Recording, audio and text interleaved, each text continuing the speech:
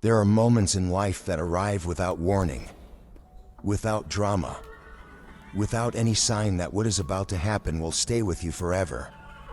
They do not announce themselves. They do not come wrapped in lightning or thunder. They come quietly, softly, the way a held breath feels right before you finally exhale. And sometimes, the only thing standing between you and something terrible is a creature who cannot speak a single word, but somehow already knows. This is a story about that kind of moment. About trust. About the ancient, wordless intelligence that lives inside animals. And about a man who almost learned the hard way what happens when you stop listening to the things that love you most. His name was Daniel Holt. He was 43 years old, broad-shouldered, with the kind of hands that had known hard work since boyhood. Calloused at the palms, scarred at the knuckles from 100 small accidents spread across a lifetime outdoors. He lived on a property in the hill country of central Texas, about 12 miles east of a small town called Lucerne Springs, which most people outside the county had never heard of, and most people inside it never wanted to leave. The land had been in his family for 3 generations. His grandfather had broken ground on it before the Second World War, choosing the site for a ridge that broke the south wind and a creek that ran year-round, which was rare in that part of Texas. His father had added the barn when Daniel was 7, had let the boy carry lumber and hand over nails and feel like he was helping when really he was just getting underfoot in the best possible way. And Daniel, when he finally took the place over after his father passed, had done what most people do when they inherit something they love. He had tried to keep it exactly as it was. The old windmill turned the same. The cedar trees along the ridge smelled the same in summer heat. He had made small improvements over the years, but the bones of the place remained what his grandfather had set down and his father had grown up inside. It was the kind of land that holds memory in its soil. You could feel it when you walked barefoot across the yard in the early morning, the dew cold on your feet and the air still carrying the dark coolness of night. It felt like someone else's hands were holding yours. The horse's name was Calla. She was a dark bay mare, almost 16 hands high, with a black mane Daniel had never trimmed because he always thought it suited her. She had a white star on her forehead, irregular at the edges, like someone had pressed a thumb into snow and lifted it. Her eyes were dark and quiet and, in certain lights, almost amber. She was not a showy horse. Sensible. Steady. The kind of horse that could have been trusted by anyone, though Daniel had rarely let anyone else ride her. He had owned her for 9 years by the time this story takes place. He had raised her from a foal, had gentled her himself in the round pen his father had built, spending patient hours simply being present with her, learning her thresholds, letting her come to him rather than pressing in before she was ready. There was a language between them that had no words. The way she turned her ears toward the barn entrance when she heard his truck in the driveway, before she could even see him. The way she pressed her head lightly against his shoulder when he stood beside her without asking anything of her. The way she slowed her breathing when he rested his forehead against her neck and closed his eyes. The way she had always, without fail, followed him where he led. Always. Without hesitation. Until that one October evening. The day had started the way most of his days started. Early. Coffee before sunrise, the mug warm in his hands while the sky shifted from black to the particular deep blue that comes just before dawn, that blue that belongs entirely to the space between night and morning. He had fed the chickens, checked the water troughs, walked the fence line along the south pasture where a section of wire had been sagging since August. He made a note in the spiral notebook he kept in his back pocket. He would get to it this week. The weather had been turning. There was a pressure in the air that the old-timers in Lucerne Springs call the weather headache. A kind of heavy stillness that settles in the hours before a front arrives, when the barometer is dropping and the birds go quiet and even the cattle seem to stand differently, like they are already bracing. Daniel had grown up reading that quality of air. It made him feel, not worried exactly, but watchful. He had ridden Kala that afternoon. Nothing demanding. Just a slow circuit through the lower fields, along the creek bed where the persimmon trees grew close to the water and their fruit had already started to orange at the tips. Down to the old cattle crossing where the limestone went flat across the creek and where his father used to take him on Saturday mornings to look for fossils in the exposed rock. He had not found any today. He rarely did anymore. But he always looked. The ride had been quiet. Easy. Kala relaxed the way she got when there was nowhere to be in a hurry. When they returned to the yard, she was warm but not lathered. Daniel cooled her down properly, wiped her down, let her graze along the fence line while the afternoon faded from warm to cool the way October afternoons do, quickly and without much ceremony. It was time to bring her in for the night. The stable was old. Solid, Daniel believed, but old.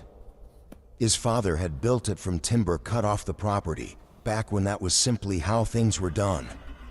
The frame was heavy. The walls thick. The floor was packed earth and the stalls in wide wooden planking in the aisle and feeding area near the entrance. Over the years, Daniel had replaced boards when he noticed them softening. He believed he had kept up with it. The stable had always been a place Kala walked into without hesitation, without a second glance.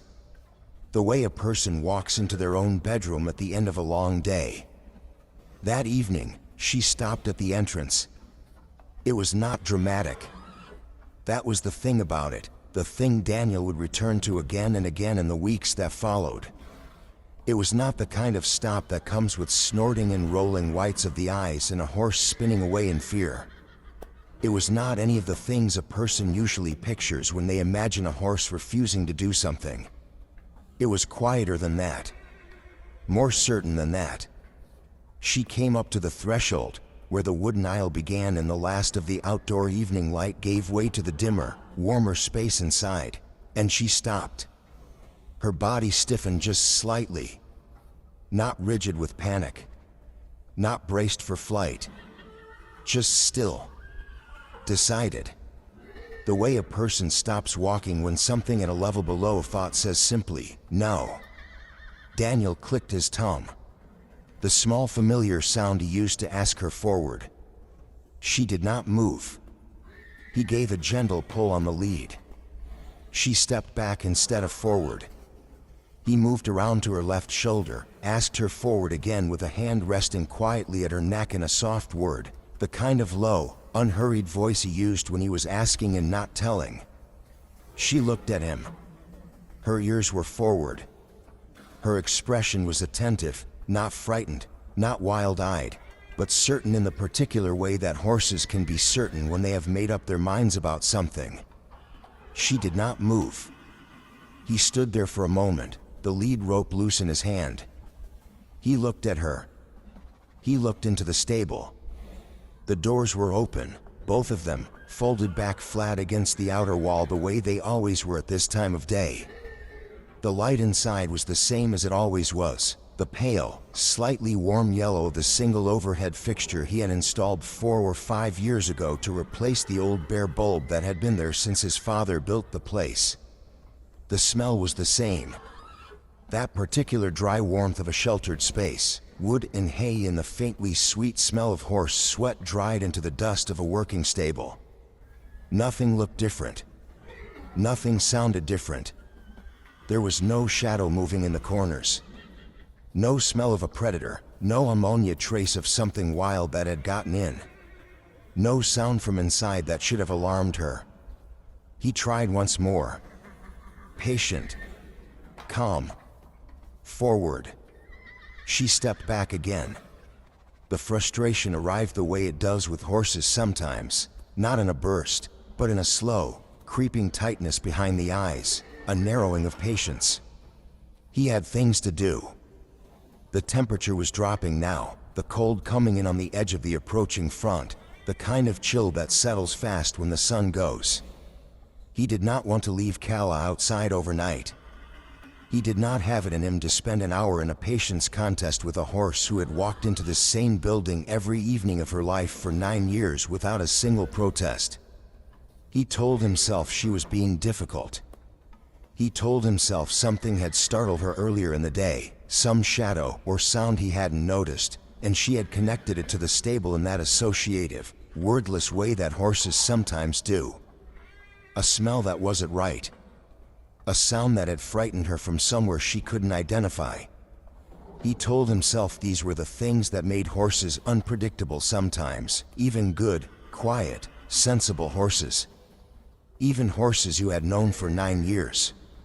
He told himself there was a perfectly ordinary explanation for what she was doing, and that perfectly ordinary explanation had nothing to do with anything being actually wrong. And then he made the decision to go in alone. To prove to both of them that there was nothing to refuse. He tied her lead rope to the fence post beside the door. Not tight. Just enough that she would stay put without wandering. She stood and watched him. Her ears were forward. Her eyes followed him as he stepped over the threshold and into the stable. The smell of the place closed around him immediately. Familiar. Safe. He had been inside this building thousands of times. He knew every corner of it. He walked forward along the aisle, hands loose at his sides, looking left and right into the stalls. Nothing. The straw was undisturbed. The water buckets sat where he had left them. No animal had gotten in. No sign of anything. He went another few steps. And then the ground beneath his left foot felt wrong. It was subtle. A slight give beneath the heel. A softness where there should have been solidity. He might have walked right past it on a different day. But something made him stop. He looked down. The plank was the same color as all the others. Same weathered gray-brown. Nothing visibly wrong. But when he shifted his weight to test it, he felt it again. That hollow give. Like pressing down on something that has been eaten from inside. He crouched and pressed his palm flat against the wood. It flexed under his hand. More than it should have. He stood up and took a careful step backward. And then another. And then the sound came. Sharp. Clean. All at once. The section of flooring ahead of him dropped, one corner catching on something beneath and holding, but the rest giving way to reveal the dark space below. A hollow that had formed over years, maybe decades, as moisture worked into the substructure and dissolved what held everything up, leaving behind a surface that looked fine from above and was nothing from below. He stood there, heart going, the gap open in front of him, hay dust drifting through the still air. Everything very quiet. He turned and walked carefully back to the door, testing each step, and stepped out into the cold evening air. Calla was exactly where he had left her, tied to the fence post. Her head was turned toward the doorway, ears forward, watching him come out of the dark. When he stepped into the last of the evening light, she exhaled once. A long, slow breath through her nose. The sound she made when she was done waiting. When something had resolved itself into an answer she already knew. He untied her lead. He did not bring her in that night. He walked her to the small paddock at the back of the yard, the one with the 3-sided run-in shelter that was enough to keep the wind off if the weather turned. He put out extra hay, more than she needed, and made sure the water bucket was full and clean. She went without complaint. She walked into the shelter and turned around once and looked back at him the way she sometimes did, that dark, steady look, and then she dropped her head to the hay and began to eat. He stood outside the paddock fence for a while, looking at the stable, the open doors, the ordinary darkness inside. And if you have ever stood somewhere safe and felt the cold reality of how close safe and not safe actually are to each other, how thin that wall is, how unremarkable a moment before something happens looks from the outside, Then you understand what Daniel felt, standing in the October dark with the lights of the farmhouse behind him and the hill country spread out black and white in every direction. He did not feel dramatic. He did not feel anything loud. He felt quiet. He felt the specific, sober quiet that comes when something that was about to happen did not happen. When the number that was about to come up did not come up. When the road that was about to go wrong went straight instead. The distance between where his foot had been and where the floor had given way was perhaps 18 inches. Perhaps a little less. The hollow beneath had been deep enough. The drop would have been enough to catch a leg wrong, to pitch a man forward hard and fast in a confined space with a dirt floor and wooden walls and no one for 12 miles who would know to come looking. His cell phone was on the kitchen counter inside the house, where he usually left it. He had been alone on the property for 3 days, the way he often was. There was no one who would miss him until morning at the earliest. He did not let himself finish the arithmetic of that evening. He got most of the way through it and then he stopped. He called a structural contractor the next morning. The man came out 2 days later with a probing rod and a notepad and the particular unhurried expression of someone who has seen this kind of thing before. He walked the entire stable floor, pressing the rod down through the planking in a grid pattern, listening to what came back. He found 3 additional soft sections that Daniel had not known about. The main one that had partially collapsed was the worst, but the others were not far behind. One near the back of the center stall had gone soft over an area nearly 6 feet across. The packed earth beneath it had hollowed, and the joist above it was compromised on both ends. The contractor wrote things down for a while. Then he crouched and peeled back one of the soft boards with a pry bar and shone a light into the gap and looked for a while without saying anything. Then he stood up and looked at Daniel. He said moisture had been finding its way in along one of the original foundation sills for 5 or 6 years. Said the drainage had changed as the grade shifted over decades, and water that once ran away from the building now ran toward it. Said it almost never announced itself until it was serious. Said most people found it after. Daniel nodded and wrote the check and did not say very much. The work took 10 days. They pulled the old planking completely, all of it, and found that a significant portion of the substructure needed replacing. New joists, properly treated. A leveling of the foundation at 2 corners where it had sunk. New planking throughout the aisle and the feeding area, chosen for thickness and set properly above the repaired frame. And better drainage cut into the grade around the building. A shallow trench lined with gravel that would carry water away from the sills the way the original topography had done before time changed it. When the crew was done, they tested the floor by walking it, all of them, with heavy boots, and it rang solid and clear in every section. The sound of a good floor.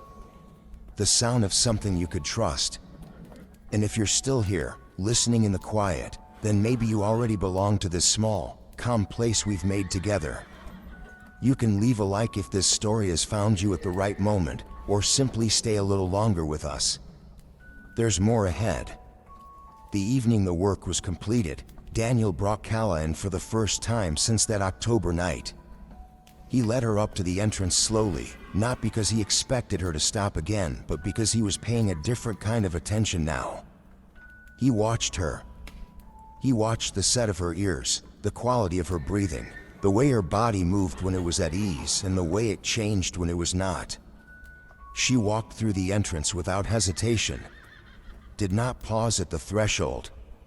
Did not look down or sideways. Walked straight along the aisle, her hooves ringing clean and solid on the new planking, and turned into her stall and looked back at him with the mild, patient expression of a horse waiting for her dinner. He stood in the doorway for a long time. He thought about what it means to trust something that communicates without language. He thought about how many times he had read her correctly over the years. How many times he had noticed, from nothing more than the way she was carrying her weight or the way she held her head, that something wasn't right with her before any obvious symptom had appeared. How many times she had communicated something true to him in the only ways available to her, and how many times he had understood. He thought about how close he had come, on that October evening, to overriding her on the one night she had been most right. He thought about his father, who used to say that horses remember things that human beings have forgotten how to feel. He had not understood that as a boy. He had thought it was the kind of thing older people said because it sounded wise. He thought he understood it now, or at least a part of it. Not as mysticism, not as something beyond explanation, but as the recognition that some kinds of awareness exist beneath language. That some forms of intelligence are older than words, and more honest because of it. A horse does not talk itself out of what it knows, does not build a logical case for why it should feel something other than what it feels. It simply responds to what is true. And in that simplicity is a kind of accuracy that we, with all our elaborate reasoning, sometimes lose. He hung the lead rope on its hook. He turned off the light.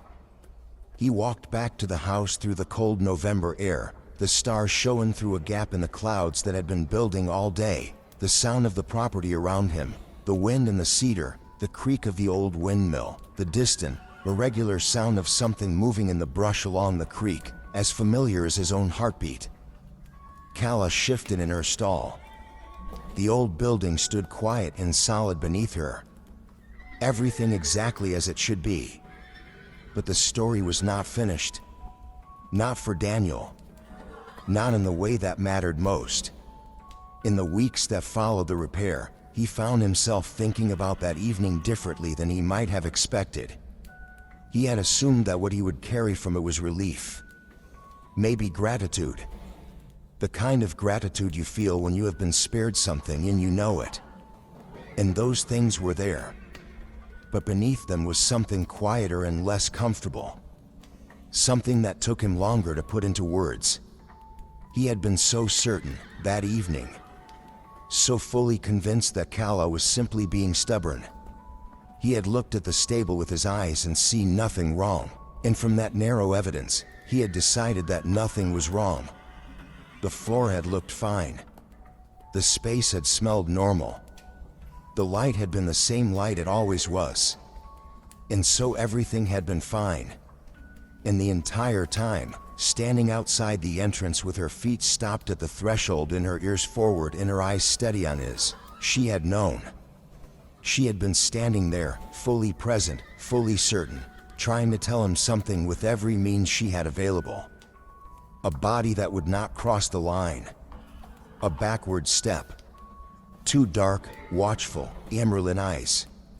And he had called it stubbornness. He had called it a horse being difficult and managed and gotten around. He thought about that. About the gap between certainty and truth. About how often those two things get confused. How often a person looks at something familiar and assumes that familiar means safe. The floor had always been fine. The stable had always been solid. And because it had always been those things, it was. Right up until it wasn't. The decay had been there for years. Working quietly beneath a surface that gave no visible sign. Patient and invisible and, in the end, completely indifferent to what he believed. He thought about where else in his life he might be making that same assumption. There was the relationship with his sister, Sarah, who lived in San Antonio and who he had let go quiet over 3 years or so, telling himself it was just the natural quieting that happens between adults who know each other well and don't need to perform closeness all the time. She had called on his birthday in February and they had talked for 20 minutes and he had felt the stiffness between them, that particular stiffness that comes not from conflict but from absence, and he had thought about calling her back and then days had passed and then months. He told himself it was fine. He told himself it was just the way things were between people who lived different lives in different places. There was the thing with his knee that he had been meaning to have looked at since the spring. Not bad enough to stop him. Just a persistent ache in the joint when the weather changed, and a particular catch in the motion when he rose from a crouch that he had not had 2 years ago. He kept telling himself he would make an appointment. He kept finding other things that needed doing first. There was his father, who had been gone for 4 years now and whose absence Daniel had named acceptance and moved past, more or less. He worked the land and maintained the buildings and kept things the way his father had kept them, and he told himself that was a form of honoring. He told himself he had grieved properly. He told himself it was behind him now. But sometimes, in the middle of an ordinary afternoon, while he was doing something simple and familiar, fixing fence or filling water troughs or just sitting on the porch with a cup of coffee, a weight would surface in him without warning. A heaviness that sat behind his sternum like a stone. He would notice it, and then he would find something to do, and it would go back down again, and he would not think about it. He had looked at all of those things with the same confidence he had used looking into the stable that evening. Told himself everything was fine because nothing had visibly collapsed yet. He was not a dramatic man. He was not given to sudden sweeping changes or large gestures of self-improvement. He did not make a list of things he was going to fix about himself and pin it to the refrigerator. That was not how he was built. But in the months that followed that October evening, something in him shifted, quietly and without announcement, the way things shift when something has gotten through the outer layer and made contact with something real underneath. He called Sarah on a Thursday evening in November, after supper, when the dishes were done and the house was quiet. She answered on the second ring, and there was a pause before either of them said anything, and he told her he had been meaning to call for a while and had kept not doing it, and he wasn't entirely sure why, and he thought it was time to stop not doing it. There was another pause. And then she laughed, a small, short, slightly surprised laugh, and said she had been thinking the same thing. They talked for 2 hours. They talked about their father and about the land and about things from childhood that they had not talked about together in years. It was not a perfect conversation. There were still places in it that felt uncertain, unresolved, roads that had grown over and would need some clearing before they were passable again. But it was real. It was the beginning of something. He made the appointment with the orthopedic clinic in Lucerne Springs. The doctor told him the cartilage in the knee was beginning to thin, nothing critical yet, but something to manage now before it became something to treat. He gave Daniel exercises to do and things to avoid and told him to come back in 6 months. Daniel went home and did the exercises every morning before coffee, which he had never done before with anything, and which surprised him a little. He drove out one Sunday to the cemetery where his father was buried.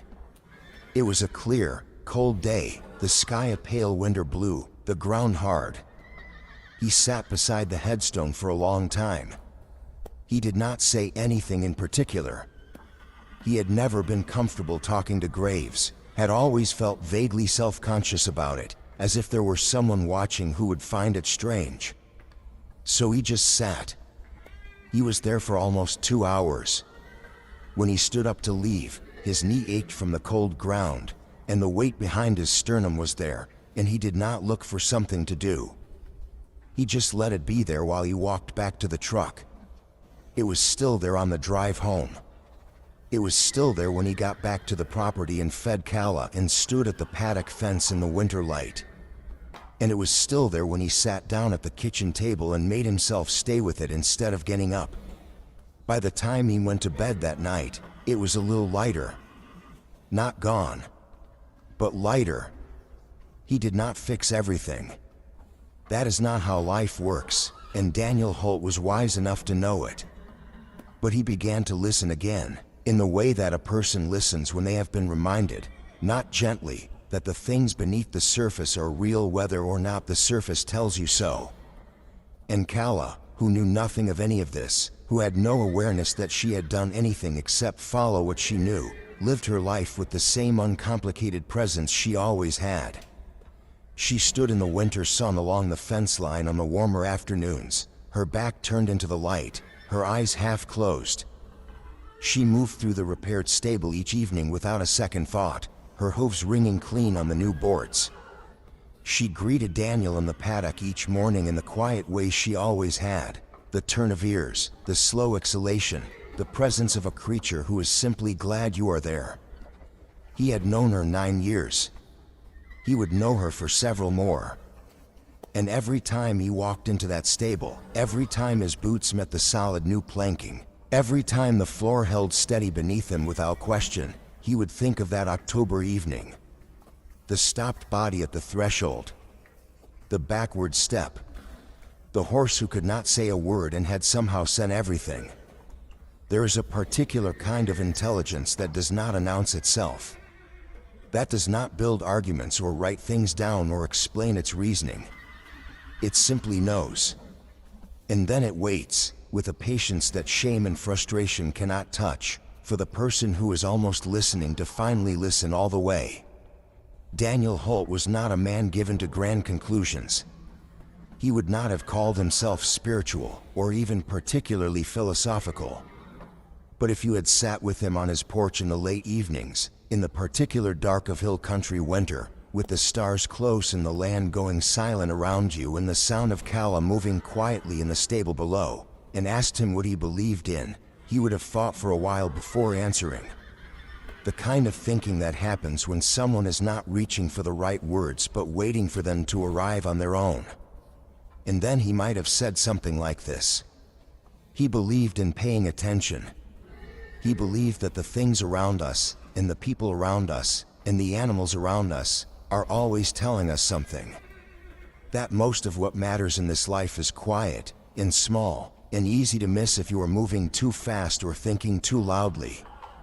He believed that familiar is not the same as safe, and that the most important questions are sometimes the ones you have been assuming you already know the answer to. He believed that you can love a piece of land for what it was and still take care of it for what it is.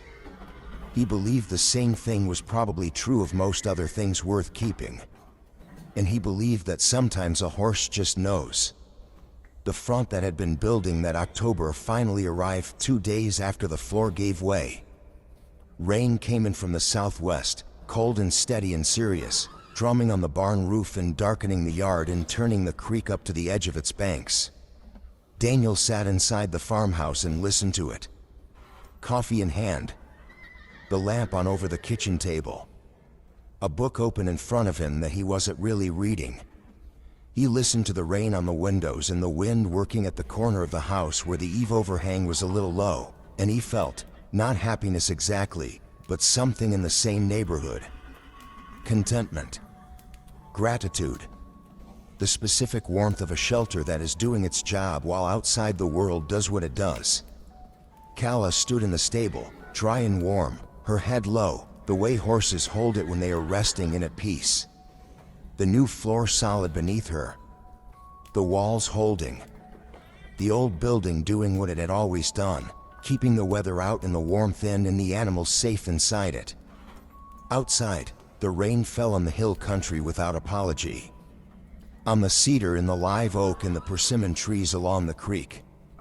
On the limestone outcroppings that had been standing in that same ground for longer than any human being had been in this part of the world. On the graves of Daniel's grandfather and father in the cemetery in Lucerne Springs. On every fence post and water trough and bent blade of grass. The land absorbed it.